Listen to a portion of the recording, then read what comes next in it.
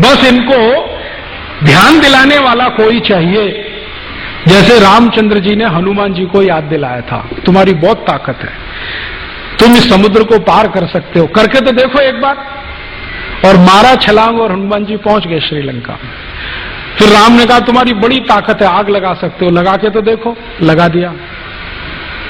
तो भारत के लोग हनुमान जी जैसे हैं, जब आप बताओगे कि बहुत ताकत है तो वो खड़े हो जाएंगे, फिर उनके सामने कोई नहीं टिकने वाला है। मेरा ये कहना है, ये सरकारें जो है ना वो हमसे हैं, हम सरकारों से नहीं है। और हम सरकार चलाने के लिए वोट दे रहे हैं, नोट दे रहे हैं, तो हमें अधिकार है सरकार को आदेश देने का, निवेदन करने का नहीं, आदेश देने का अधिकार है। निवेदन तो हम तब करते थे जब अंग्रेजों की सरकार चलती थी इस देश में, कि हम आपके पास एक मेमोरेंडम लेके आए हैं, इसको जरा ध्यान dीजिए। अभी तो आप बोलिए हम आदेश पत्र लेके आए हैं, इसको करिए, क्योंकि आपको वोट दिया है और नोट भी दे रहे हैं। और सरकारें तो हमारी नौकर हैं, हम तो मालिक हैं इस देश के, क्योंकि वोटर इस देश का मालिक है, टैक्स पेयर इस देश का मालिक है। आप सोलापुर महानगर पालिका को टैक्स पे करते हैं अच्छा काम करने के लिए, खराब काम करने के लिए नहीं। हम सरकारें बनाते हैं अच्छे काम करने के लिए, खराब काम करने के लिए नहीं। और सोलापुर में लोग जो टैक्स पे कर रहे हैं 80% तो पक्का है कि वो जीव दया प्रेमी हैं, क्योंकि भारतीयता को मानने वाले हैं।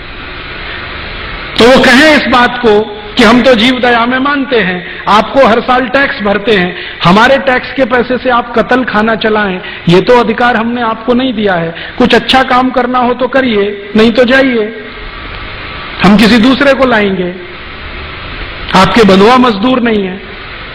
अच्छा काम कुछ करना है तो सड़कें ठीक कर दीजिए सोलापुर की, पीने के पानी की ठीक से व्यवस्था कर दीजिए, स्कूल नहीं चलते हैं उनकी देखभाल कर लीजिए, बिजली नहीं मिल रही है उसको जरा देखिए, इस तरह के कुछ काम कर दीजिए। सोलापुर की मिलें बंद हो रही हैं, उनके लिए कुछ कर लीजिए।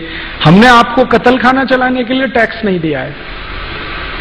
और ये बात सोलापुर में ही बोलने की जरूरत नहीं है, इस बात को भारत सरकार के स्तर तक बोलना है कि हम आपको हर साल 7,50,000 कोटी रुपए टैक्स में भरते हैं, इसके लिए नहीं कि आप मीट एक्सपोर्ट बढ़ाएं इस देश का।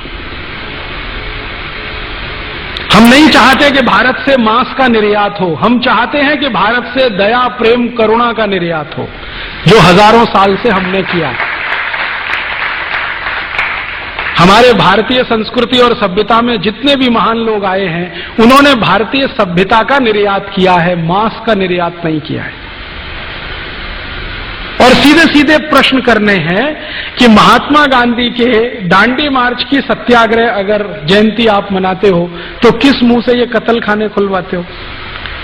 या तो ये पाखंड बंद करो गांधी जी का मार्च का, सत्याग्रह का, जयंती मनाने का, और सबको कहो कि हमने गांधी जी को दफन कर दिया है। और या गांधी जी को मानते हो तो उनके जीवन की सबसे महत्व की बात है कि कत्ल खाना कलम की एक नोक से बंद होना चाहिए, उसका पालन करो। या तो लोगों से कहो कि हमने गांधी जी को छोड़ दिया है, तो हिंदुस्तान के सभी नोटों से गांधी जी की तस्वीर मिटाओ, सभी degree colleges, medical colleges, engineering colleges से गांधी जी की फोटो हटाओ, सब हिंदुस्तान के ऑफिसर्स के जो बड़े बड़े कक्ष हैं वहां से गांधी जी को हटाओ, हिम्मत है तो करो, और कहो सबको कि हमने तो गांधी जी को बुला दिया है, हम नहीं मानते उनको। और अगर ये हिम्मत नहीं है तो कम से कम पाखंड तो मत करो। ये तीखे प्रश्न समाज में आने चाहिए, और ये इसलिए कि हमारी सभ्यता की लड़ाई है, अस्मिता की लड़ाई है। ये व्यक्तिगत नहीं है, राजनीतिक नहीं है, ये सभ्यता का प्रश्न है, ये मान्यता का प्रश्न है, किसी भी राजनीति से बड़ा है। और भारतीयता में अगर मैं राजनीति को परिभाषित करूं तो राजनीति के बारे में आप मन में एक छोटा सा कहीं कॉर्नर में बिठा दीजिए कि राजनीति सिर्फ टॉयलेट रूम जैसी है, इससे ज्यादा कुछ नहीं। घर में टॉयलेट रूम होता है ना, लेकिन पूरा घर टॉयलेट रूम नहीं हो सकता। घर का एक छोटा सा कोना टॉयलेट रूम होता है जिसमें 10-15 मिनट हम बैठ सकते हैं, इससे ज्यादा नहीं।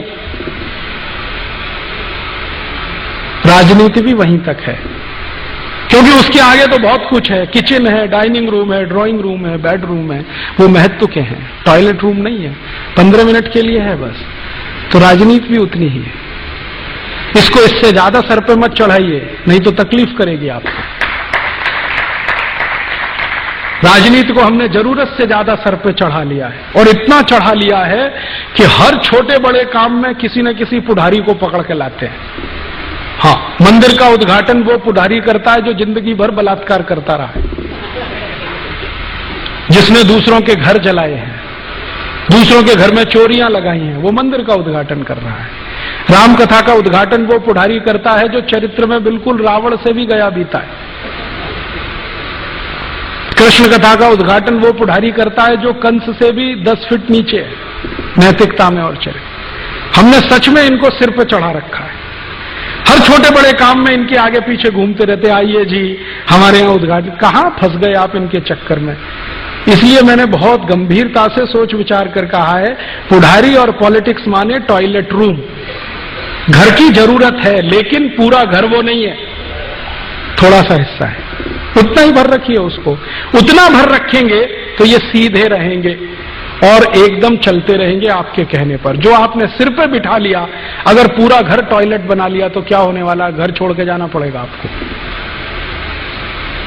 इसलिए ज्यादा इनको सिर पे मत चढ़ाइए और ज्यादा इनको इस तरह से तवज्जो मत दीजिए, हर समय उनके आगे पीछे मालाएं लेके खड़े हो जाना। हम जानते हैं कि चरित्र से बहुत घटिया है, बेईमान है, चोर है, लुच्चा है, लफंगा है, लंपट है, फिर काहे के लिए मालाएं लेके खड़े हैं उसके सामने। जब जानते हैं, नहीं जानते तो बात अलग है। आपको मालूम है सब कुछ खुला है आपके सामने उसका, फिर इतना क्यों उसको तवज्जो देना। थोड़ा स्वाभिमानी तो बनिए।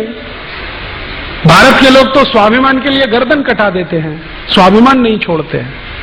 हमने इतना छोड़ दिया है। तो जब आप थोड़े स्वाभिमान से, आत्मसम्मान से खड़े होने लगेंगे तो ये पॉलिटिशियन आपकी इज्जत करने लगेंगे। जब इनके सामने आप गिड़गिड़ाते और रंगड़ाते खड़े रहे, ये आपके सिर पर चढ़ के बैठेंगे।